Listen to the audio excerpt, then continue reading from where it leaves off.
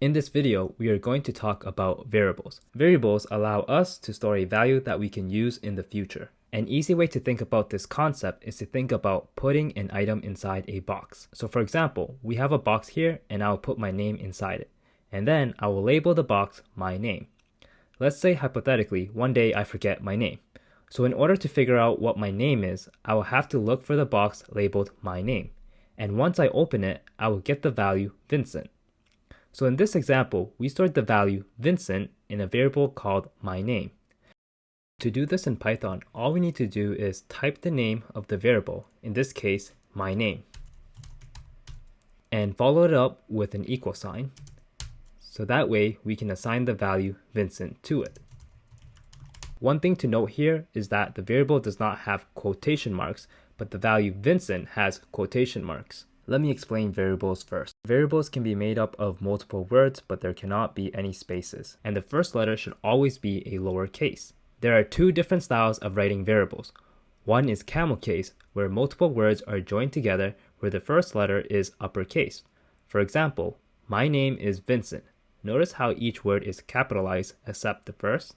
Next, we have Snake Case, where we use underscores instead of spaces. For example, the variable, my name is Vincent, so basically we just replace the spaces with underscores. In my experience, I've seen people use Camel Case the most, so I'd highly recommend that you adopt this coding style. Cool, now let's talk about values. There are many different types, but we will only focus on 4 of them in this video. The 4 different types are strings, integers, floats, and booleans. A string is basically a sequence of characters. To create a string, we need to use quotations and we can put as many characters inside it. So back in lesson 1, we've used strings before. When we did print hello world, the hello world was actually a string. So hopefully now you understand why we need quotation marks. Integers are basically any non-decimal number, like 24. Floats are basically any decimal values, like 3.14. And finally, we have booleans, which are only 2 values, either a true or a false. So one of the hardest things to do in programming is to name things.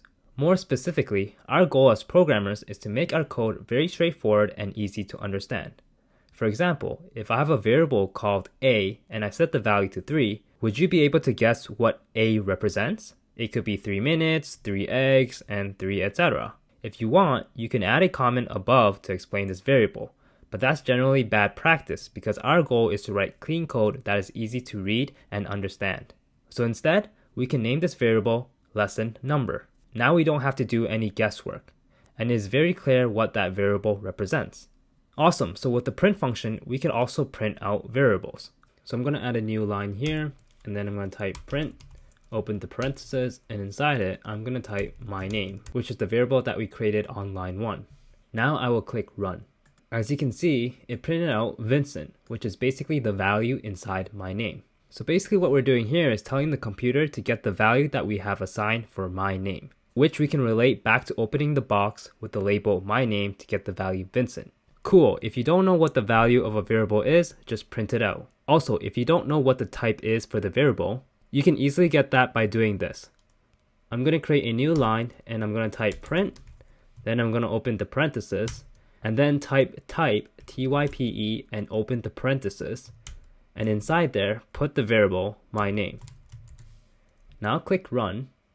Here you see it says class string, which means that my name is of type string. Let's try this with a different value. So let's copy line 3 and paste it. So now instead of my name, I'm going to put the value 25. And now I'm going to click run. Now you notice how it says int, which stands for integer.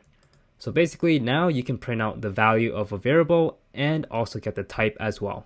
That's basically how variables work in Python. Feel free to practice this concept by creating variables and printing them out. Hopefully you learned something new in this video. Please like and subscribe so you don't miss out on the next lesson.